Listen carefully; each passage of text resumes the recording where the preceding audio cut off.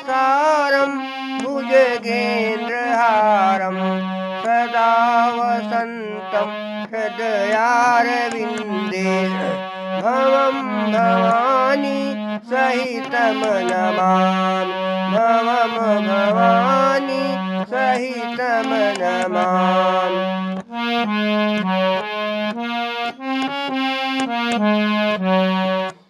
श्रीमन्नारायण नारायण नारायण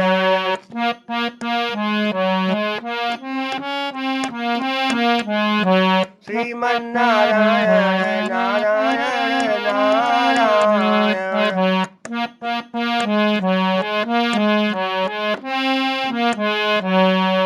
दिन में नारायण रात नारायण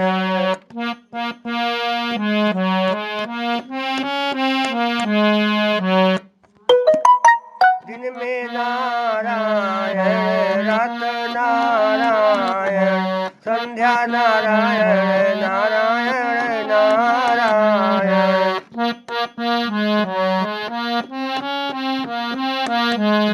श्रीमन्नारायण नारायण नारायण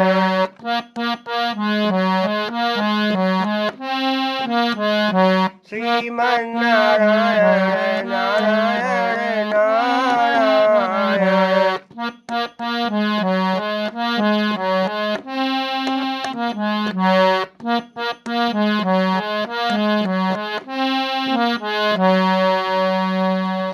कथा सुनहु सब ध्यान लगाई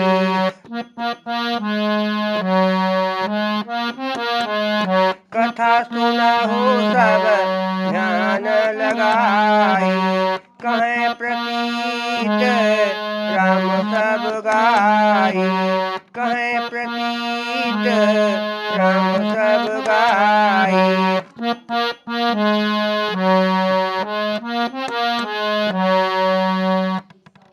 आज मैं श्रीमद् भागवत महापुराण और महाभारत में वर्णित आदर्श पुत्र पुरु का पावन प्रसंग कहने जा रहा हूँ।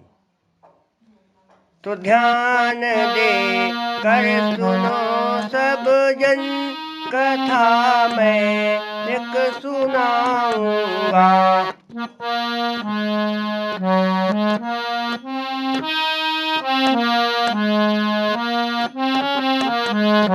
तो ध्यान दे कर सुनो सब जन कथा मैं एक सुनाऊंगा।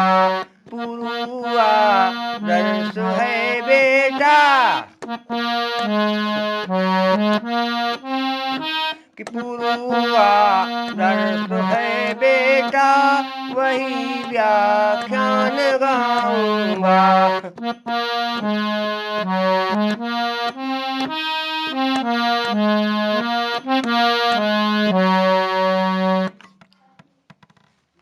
राक्षसों के राजा विश्वपर्वा थे। उनके गुरु का नाम शुक्राचार्य था। राजा विश्वपर्वा की एक पुत्री थी जिसका नाम शर्मिष्ठा था और शुक्राचार्य जी के भी एक पुत्री थी जिसका नाम देवयानी था। शर्मिष्ठा अर्थात राजा विश्वपर्वा की पुत्री और देवयानी अर्थात गुरु शुक्राचार्य जी की पुत्री, दोनों की उम्र लगभग बराबर थी और दोनों में बड़ी गहरी दोस्ती थी। दोनों ही लड़कियां साथ साथ उठती बैठती खेलती कूदती खाती पीती और यदि कहीं वे एक दूसरे से अलग हो जाती थी तो दोनों को बड़ा कष्ट होता था। लेकिन एक दिन क्या हुआ? चली शर्मिष्ठ के संग में नहाने देवयानी है।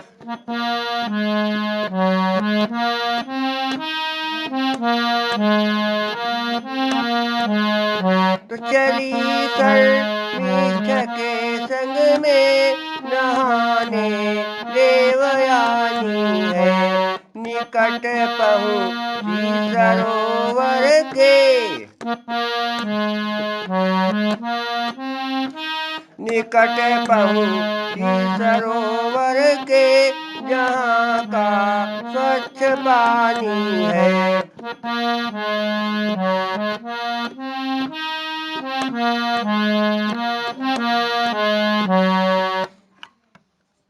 एक दिन दोनों लड़कियां शर्मिष्ठा और देवयानी नहाने के लिए घर से निकलीं और चलती चलती दोनों एक स्वच्छ जल से भरे हुए तालाब के पास पहुंची और दोनों लड़कियों ने तालाब में नहाना शुरू कर दिया। और जैसे ही दोनों लड़कियां तालाब में नहाने लगी, उसी समय क्या हुआ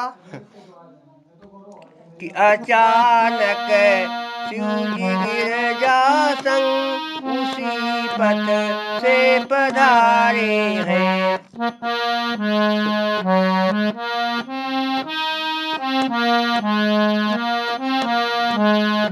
अचानक शिवजी गिरजासन उसी पथ से पधारे हैं। गई सर माई तब दोनों,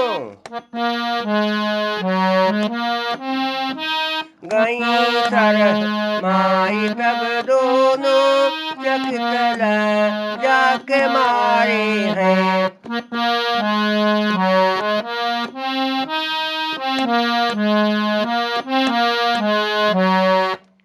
देवयानी और शर्मिष्ठा दोनों एक तालाब के पास पहुंची और फिर दोनों ने स्वच्छ जल से भरे हुए तालाब में नहाना शुरू कर दिया। और जैसे ही दोनों ने नहाना शुरू किया, अचानक भगवान शिव शंकर माता पार्वती के साथ उसी रास्ते से निकल पड़े। उनको देख करके दोनों लड़कियां शर्मा गईं और फिर देवयानी अचानक तालाब से जल्दी से बाहर निकल पड़ी। क्या हुआ? नहा कर देवयानी झट, नहा कर देवयानी झट, निकल पहले ही है आई। वस्त्र शर्मिष्ठ के पहने, वस्त्र शर्मिष्ठ के पहने, दिया मति अपनी बिसराई।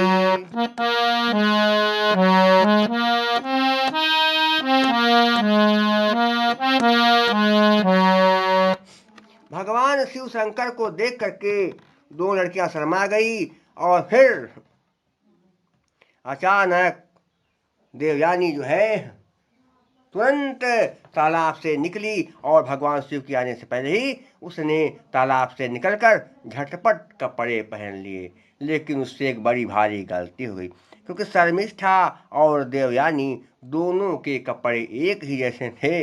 इसलिए कहते जल्दी में हड़बड़ाहट के कारण देवयानी अपने कपड़ों को ठीक ढंग से पहन नहीं पाई और बल्कि उसने शर्मिष्ठा के कपड़े जल्दबाजी में पहन लिए। भगवान शिव शंकर चले गए। उसके कुछ देर बाद शर्मिष्ठा तालाब से नहा करके बाहर निकली तो उसने देखा कि देवयानी ने उसके कपड़े पहन लिए हैं।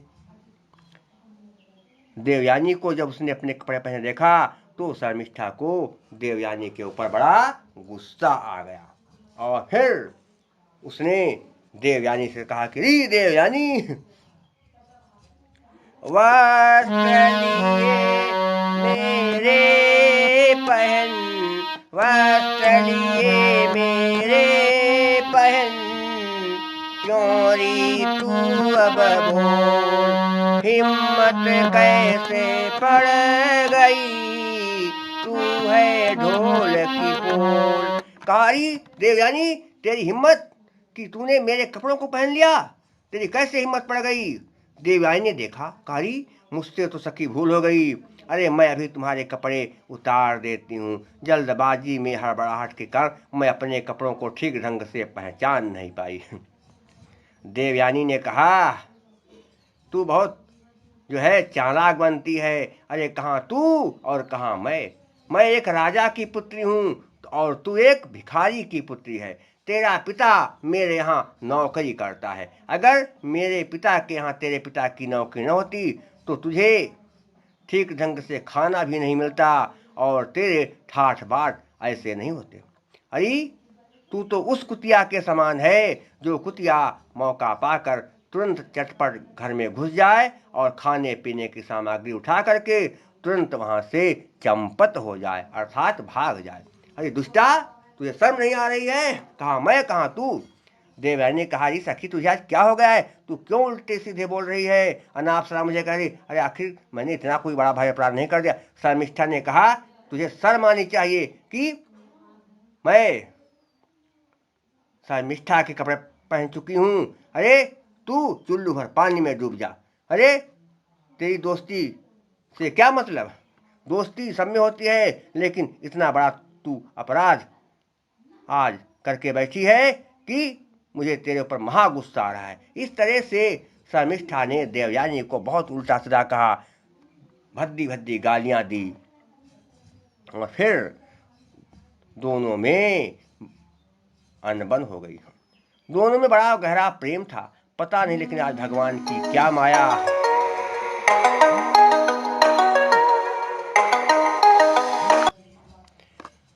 कि आज शर्मिष्ठा को देवयानी कर गुस्सा गया और उसने देवयानी का बुरी तरह से अपमान कर दिया। भगवान की माया भी बड़ी निराली होती है, कब क्या हो जाए कुछ कहा नहीं जा सकता। फिर दोनों लड़कियां अपने अपने घर आ गई। देवयानी रो रही थी। उसे जब उसके पिता शुक्राचार्य जी ने रोते हुए देखा तो शुक्राचार्य जी अपनी पुत्री देवयानी से पूछने लगे कि अरे मेरी बेटी, तू क्यों रो रही है? मेरी बच्ची बता। उदासी है बेटी क्यों मुख पे छाई,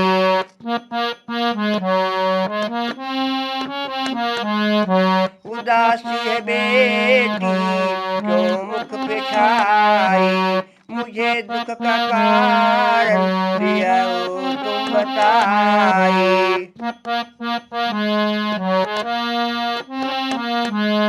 अरे मेरी लाडली तू मेरी जिंदगी है, किस दुष्ट ने है किया बेवफाई।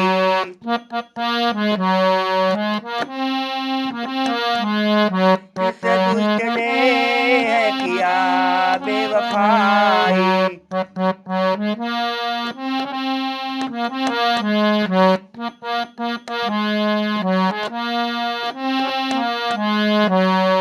अपने पिता की बात सुन करके देवयानी ने अपने पिता से कहा कि हे पिताजी, आज मुझे बहुत भारी सदमा लगा है, मुझे बहुत भारी दुख हो रहा है। शुक्राचार्य ने कहा, क्या बात है, आखिर तू बताएगी? तो देवयानी ने अपने पिता से कहा कि हे पिताजी,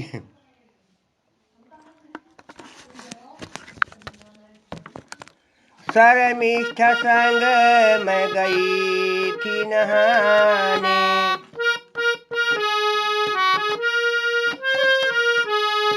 शर्मिष्ठा संग मैं गई थी नहाने, फिर भूल में उसके कपड़े हैं पहने।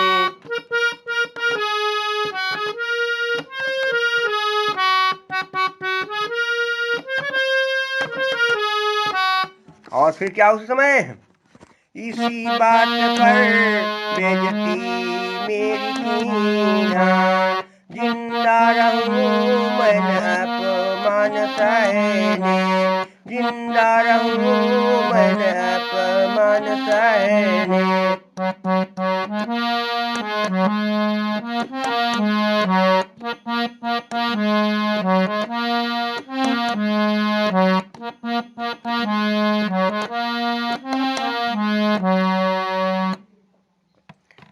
देवयानी ने अपने पिता शुक्राचार्य से कहा कि हे पिताजी, आज मैं शर्मिष्ठा के साथ तालाब पर नहाने के लिए गई थी और अचानक जल्दबाजी से भूल में मैंने शर्मिष्ठा के कपड़े पहन लिए, और जब शर्मिष्ठा तालाब से बाहर निकली तो उसने मुझे अपने कपड़े पहने देखा। इस बात पर शर्मिष्ठा ने आज मेरा बुरी तरह से अपमान कर दिया है। इतनी बुरी तरह से अपमान किया है कि मुझे बहुत दुख हो रहा है। इस संसार में सम्मान की जिंदगी ही जिंदगी कहलाती है। जिसका इस दुनिया में सम्मान नहीं, उसका जीना बेकार है। पिताजी, लगता है अब मैं इस अपमान को बर्दाश्त नहीं कर पाऊंगी और अब मुझे आत्महत्या करनी पड़ेगी। अपनी पुत्री देवयानी के आत्महत्या के विचार को सुन करके शुक्राचार्य जी को बहुत दुख हुआ। क्या हुआ? सुता उदासी जब गुरु जाना, सुता उदासी जब गुरु जाना, शर्मिष्ठा की नेव अपमाना, शर्मिष्ठा की नेव अपमाना।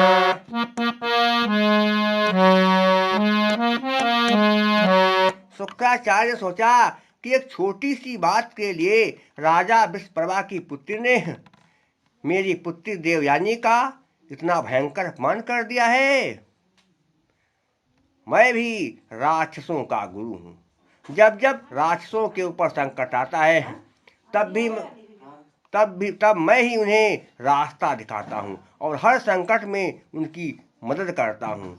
लेकिन शर्मिष्ठा के इतने ऊंचे भाव, इसलिए अब मैं शर्मिष्ठा को सबक सिखाऊंगा। शुक्राचार्य जी ने अपनी बेटी से कहा कि हे बेटी, मैं राक्षसों का गुरु हूँ और जब राक्षसों का देवताओं से युद्ध होता है और उस युद्ध में राक्षस देवताओं के द्वारा मारे जाते हैं तो मैं ही राक्षसों को संजीवनी विद्या से जिलाता हूँ। अब मैं राक्षस समाज से अपने सारे संबंध तोड़ दूंगा। जानती हो बेटी मैं अब क्या करूंगा? कि विश्वप्रभा के घर ना जाई हो,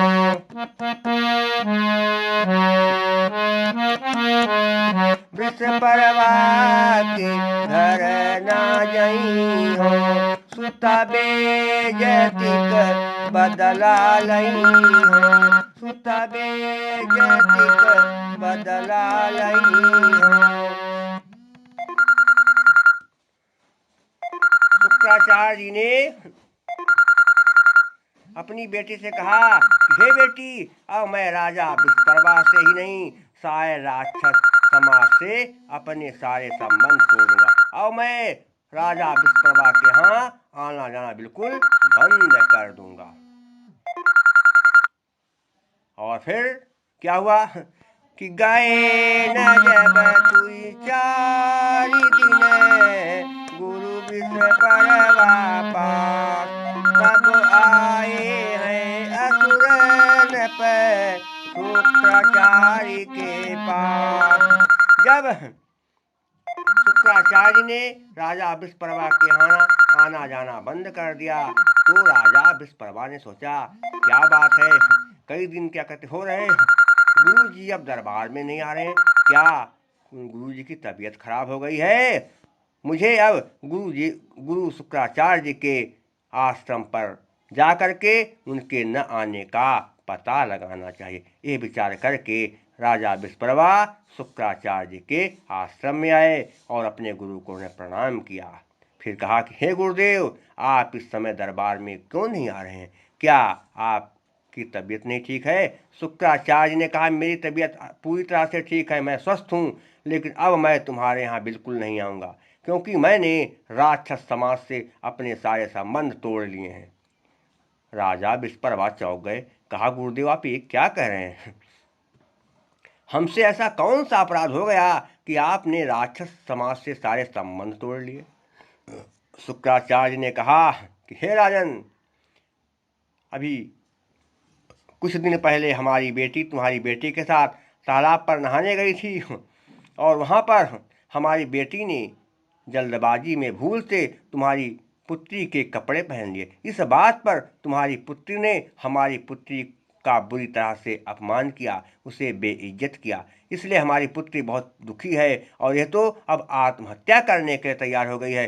किसी तरह से मैंने इसे मनाया है। अब अपनी पुत्री की सुरक्षा करना मेरा धर्म है। पुत्री का दुख मेरा दुख है, इसलिए मैं आपके पास अब नहीं आऊँगा। राजा विस्प्रभा तुरंत देवयानी के पास खड़े हो गए। कहा, बेटी शर्मिष्ठा नादान है, नासमझ है, उसकी गलतियों को क्षमा कर दो। मैं उसकी गलतियों के लिए तुमसे क्षमा मांगता हूँ। देवयानी तुनक गई, कहने लगी, महाराज, क्षमा करने से मेरा दुख दूर नहीं होगा और जो उसने मेरा अपमान कर दिया है वो अपमान अब सम्मान में नहीं बदल सकता। इसलिए अब एक ही रास्ता है। हमारे पिताजी आपके यहाँ तभी जाएंगे जब शर्मिष्ठा को उसकी करने का दंड मिलेगा। राजा ने कहा, बेटी, अब आज मैं जब अपने घर जाऊंगा तो शर्मिष्ठा को बहुत डांटूंगा, फटकारूंगा। देवयानी ने कहा, महाराज, शर्मिष्ठा को डांटने फटकारने से काम नहीं चलेगा। शर्मिष्ठा को जो दंड मैं कहूँगी वो दंड यदि आप देने के लिए तैयार हैं तभी मेरे पिता आपके यहाँ आना शुरू करेंगे और हमारे आपके संबंध आपस में बने रहेंगे, अन्यथा आपके और हमारे संबंध पूरी तरह से समाप्त। राजा ने कहा, बेटी, तुम शर्मिष्ठा को क्या दंड देना चाहती हो, मुझे स्पष्ट रूप से बताओ। देवयानी ने कहा, सुनिए महाराज, अपमान किया उसने मेरा, उसको अब दंड दिया जाए।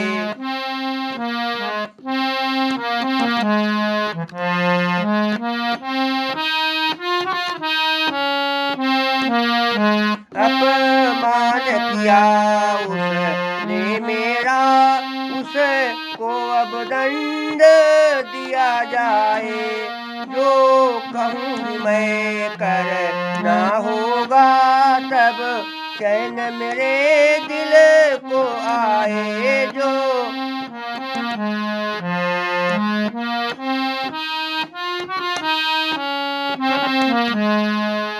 है गर्व बड़ा शर्मिष्ठा को, उसका फल उसे पाना होगा।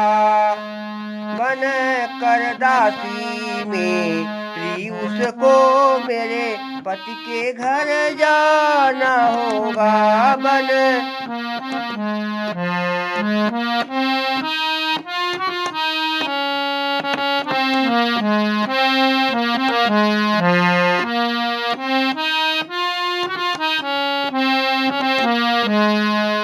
देवयानी ने कहा, महाराज, शर्मिष्ठा के लिए एक ही दंड है। राजा ने कहा, बताओ बेटी। तो देवयानी ने कहा, सुनिए महाराज, जब मेरा विवाह होगा तो मेरी सेवा करने के लिए मेरे साथ अनेक दासियां जाएंगी और मैं चाहती हूँ कि जब मेरा विवाह हो तो आपकी पुत्री जो राजकुमारी है वो मेरी दासी बन करके मेरे साथ मेरी ससुराल जाए और जीवन भर मेरी सेवा करे। वो दासी बनकर जीवन भर रहे, तभी मेरा क्रोध शांत होगा और मेरा दुख कम पड़ेगा, अन्यथा हमारे और आपके बीच संबंध समाप्त ही रहेंगे। राजा ने कहा, ये तो बेटी बहुत भारी जो है समस्या है और ये बड़ा भारी दंड है। अब इस विषय में मैं क्या कर सकता हूँ। और फिर राजा वहाँ से चले गए और फिर राजा विस्प्रभा अपने राजमहल आए और उन्होंने अपनी पुत्री शर्मिष्ठा को अपने पास बुलाया और कहा, बेटी, तू कुछ दिन पहले अभी देवयानी के साथ तालाब पर नहाने गई थी और वहाँ पर देवयानी ने तेरे कपड़े भूल से पहन लिए। इस बात पर तूने देवयानी का बुरी तरह से अपमान कर दिया है। इससे शुक्राचार्य जी नाराज हो गए हैं और उन्होंने हमारे यहाँ से अपने सारे संबंध तोड़ लिए हैं। शुक्राचार्य जी की छत्र छाया से ही हम लोग बचे हुए थे, क्योंकि जब हमारा देवताओं से युद्ध होता है तो शुक्राचार्य जी ही हमारी हर तरह से मदद करते हैं, और अगर कोई मर जाता है तो शुक्राचार्य जी उसे संजीवनी विद्या से जिलाते हैं। और अगर शुक्राचार्य जी हमारे यहाँ नहीं आएंगे तो फिर हम लोगों का बच पाना जो है आसान नहीं है, हम लोग एक एक करके सब मारे जाएंगे। आज मैं देवयानी के यहाँ गया था तो देवयानी का यह कहना है कि जब उसकी शादी हो तब तुम उसकी दासी बन करके उसके साथ जाओ और जीवन भर उसकी सेवा करो, तभी उसका क्रोध शांत होगा और तभी शुक्राचार्य जी हमारे यहाँ आना शुरू करेंगे। समस्या बड़ी भारी है। हे बेटी, तुम्हारी फूल सी कोमल काया, मैं तुम्हें देवयानी की दासी बना करके देवयानी के साथ उसकी ससुराल कैसे भेज सकता हूँ, क्योंकि पुत्री की रक्षा करना पिता का धर्म होता है, भले मेरे प्राण रहें या न रहें। शर्मिष्ठा कुछ देर शांत रही, फिर उसने कहा, पिताजी, मुझसे गलती बहुत भारी हो गई है। पता नहीं मेरे मुंह से अचानक क्या निकल गया, इस बात का मुझे बहुत बड़ा दुख है, लेकिन अब मुंह से निकली हुई बात वापस नहीं ली जा सकती है। पिताजी, आपकी जिंदगी ही मेरी जिंदगी है, आप लोग बचे रहें, सारा राक्षस समाज बचा रहे, और इसके लिए अगर मुझे कोई बलिदान देने पड़ेगा तो मैं वो बलिदान देने के लिए तैयार हूँ।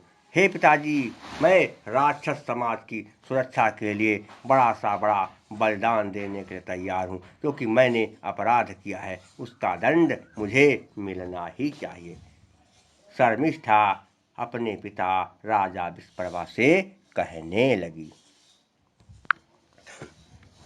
शर्मिष्ठा कहने लगी, हे पिताजी, कष्ट सब सहूंगी बापू आपकी रक्षा के लिए, कष्ट सब सहूंगी बापू आपकी रक्षा के लिए।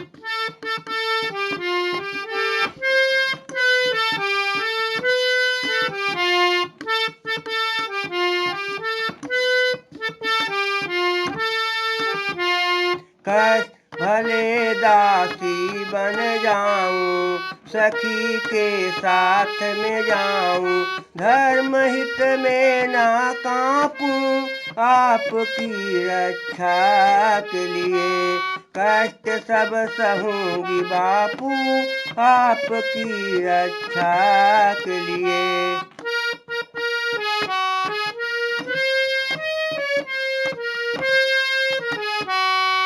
कीन्ह जो गलती भारी, दंड की मैं अधिकारी, सजा मैं कैसे नापूं आपकी रक्षा के लिए, कष्ट सब सहूंगी बापू आपकी रक्षा के लिए।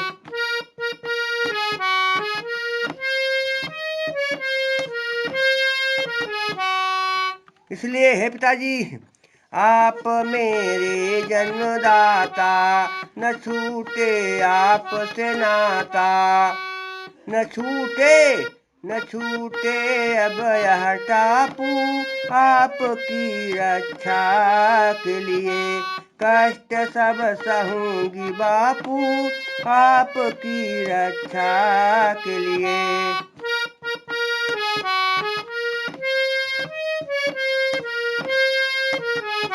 कष्ट सब सहूंगी बापू आपकी रक्षा के लिए, आपकी रक्षा के लिए, आपकी रक्षा के लिए, कष्ट सब सहूंगी बापू आपकी रक्षा के लिए।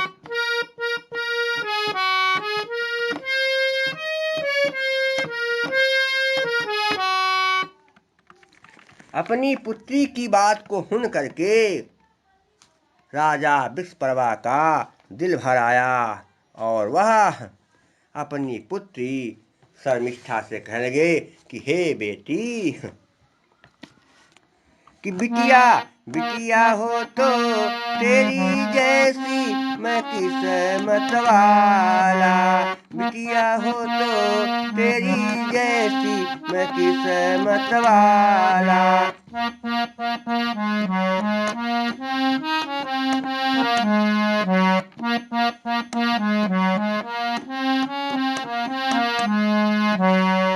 अरे मैं किस्मत वाला, कि मैं किस्मत वाला, बिटिया हो तो तेरी जैसी मैं किस्मत वाला।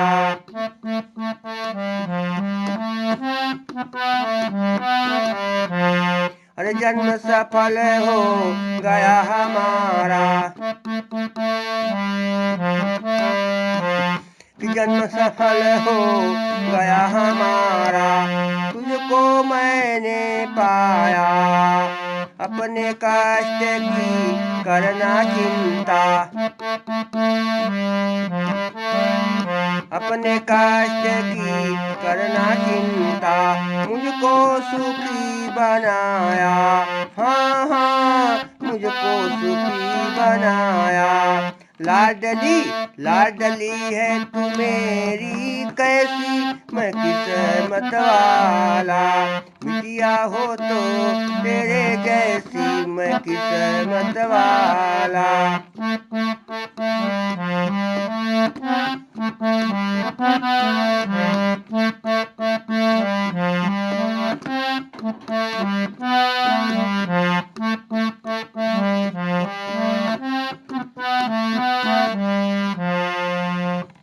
हे पुत्री, देवयानी तुझको जीवन भर तड़पाने की योजना बना रही है, लेकिन वह अपने इस मंसूबे में सफल नहीं हो पाएगी, क्योंकि मैं अब तुझे सच्चे दिल से आशीर्वाद दे रहा हूँ। हे पुत्री, आशीर्वाद तुझे मैं देता, आशीर्वाद तुझे मैं देता, तेरे दुख मिट जाए, पति का प्यार मिले तुझे इतना, कि पति का प्यार मिले तुझे इतना, सब नारी ललचाए, हाँ हाँ सब नारी ललचाए। और देवयानी का सोचना है कि जब तू उसकी दासी बन जाएगी तो तेरा विवाह नहीं हो पाएगा और जिंदगी भर तू पति के लिए परेशान रहेगी, तू तड़पेगी, लेकिन ऐसा नहीं होगा। हे बेटी, मैं तुझे सच्चे दिल से आशीर्वाद दे रहा हूँ कि तेरा भी पति होगा, तेरा भी विवाह होगा और तुझे सच्चा प्यार करने वाला पति मिलेगा। यही नहीं, तुझे एक आदर्श पुत्र की भी प्राप्ति होगी, जो अपने सत्कर्मों से तेरा नाम सारे संसार में अमर कर देगा। तू बेटी परेशान मत हो, भले तू दासी बन जाएगी, लेकिन मेरा आशीर्वाद तेरे साथ रहेगा, हमेशा रहेगा। देवयानी तेरा कुछ नहीं बिगाड़ पाएगी। जानती हो क्या होगा? कि देवयानी की ऐसी तैसी मैं किस्मत वाला, देवयानी की ऐसी तैसी मैं किस्मत वाला, बिटिया हो तो तेरी जैसी मैं किस्मत वाला।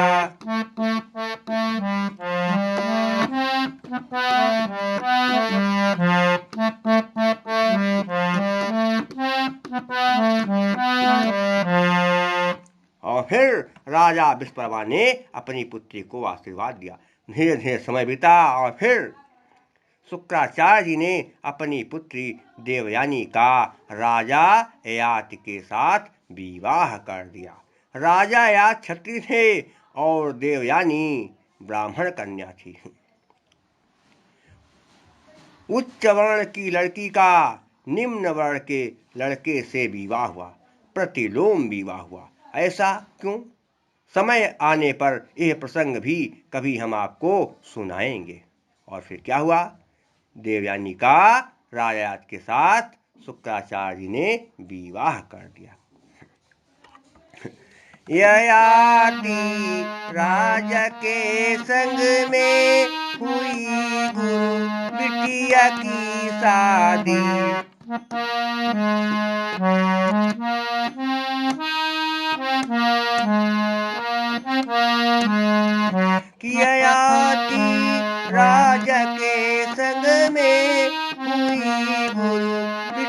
की शादी, गई शर्मिष्ठ बनदासी, शुरू हुई उसकी बर्बादी।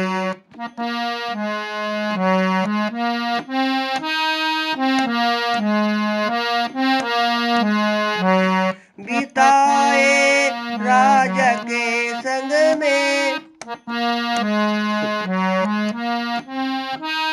बिताए राजा के संग में बहुत दिन देवयानी ने, प्रेम कर राजा से उसने,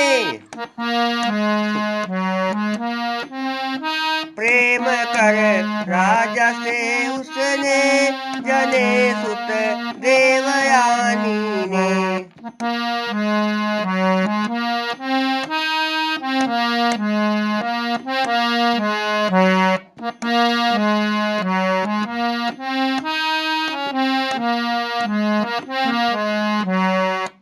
शुक्राचार्य जी ने अपनी पुत्री देवयानी का विवाह राजा याद के साथ कर दिया और फिर शर्मिष्ठा देवयानी की दासी बन करके देवयानी के साथ उसकी ससुराल चली गई और वहां पहुंच करके वह देवयानी की खूब सेवा करने लगी।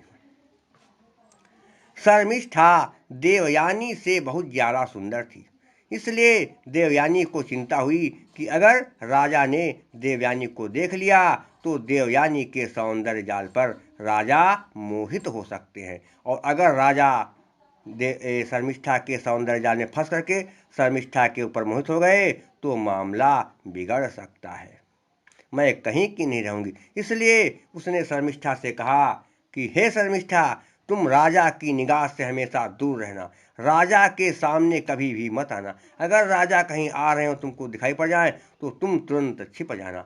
शर्मिष्ठा ने कहा मैं ऐसा ही करूंगी।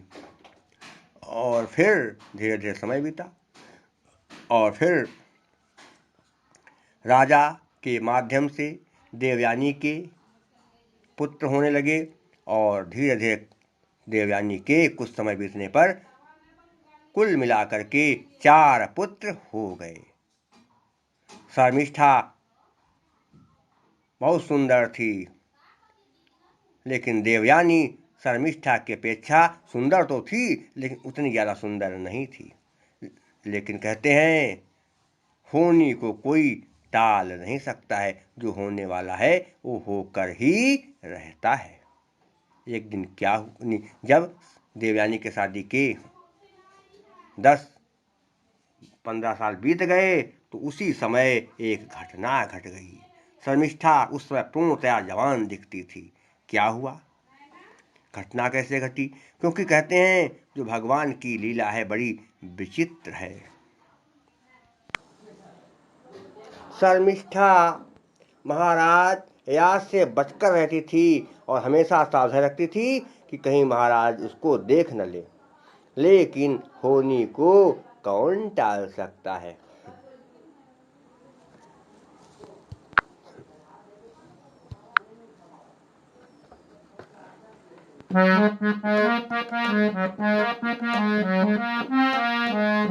अरे होनी कबहू टलै न टाले, होनी होई कई तब होई।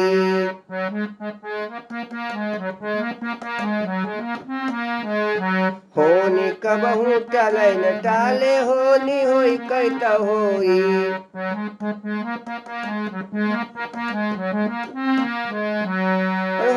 होनी होई कई तब होई, होनी होई कई तब होई। होनी कबहू टलै न टाले, होनी होई कई तब होई।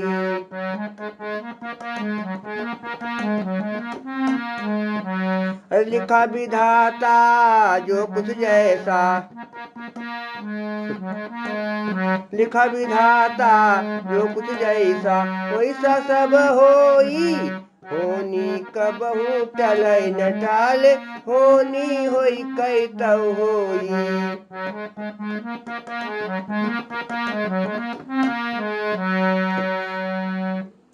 लाख प्रयास करे चाहे कोई, कि लाख प्रयास करे चाहे कोई, विधना गति सोई, होनी कबहू टलै न टाले, होनी होई कई तौ होई।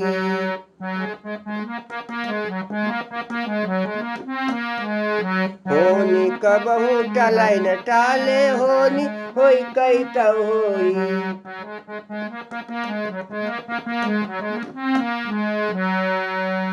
और वही हुआ जो होना था। एक दिन क्या हुआ? एक दिन शर्मिष्ठा राजा याच के बगीचे में बैठी हुई आराम कर रही थी कि अचानक महाराज याच टहलते घूमते हुए बगीचे की ओर पहुंच गए। क्या हुआ? एक बार भी है रत भूपाला,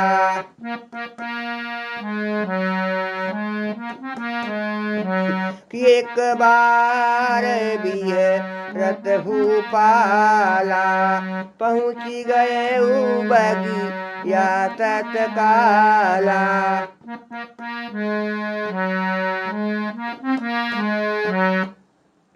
महाराज याद कर टहलते टहलते अपने बगीचे में पहुंच गए, और जब बगीचे में पहुंचे तो उन्होंने वहां क्या देखा कि तहां बैठी एक सुंदर नारी,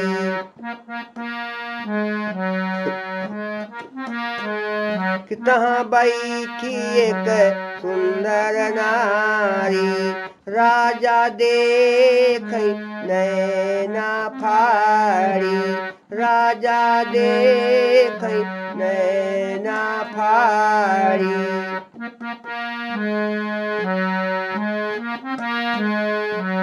राजा बगीचे पहुंच गए और उनकी निगाह शर्मिष्ठा पर पड़ गई। राजा ने देखा कि अरे ये तो बहुत सुंदर नवयुवती बैठी है, बहुत सुंदर स्त्री बैठी हुई है। अरे ऐसी सुंदर स्त्री तो मैंने कभी देखा ही नहीं है। राजा की आंखें चौंधिया गई, कहा अरे इतनी सुंदर स्त्री और वो भी मेरे बगीचे में, आखिर ये कहाँ से आ गई? चलूं इसके पास और इससे पूछूं, इसका परिचय लूं, ये कौन है और ये यहाँ कहाँ से आ गई है। राजा तुरंत शर्मिष्ठा के पास आ गए। अब शेष अगले अंक में।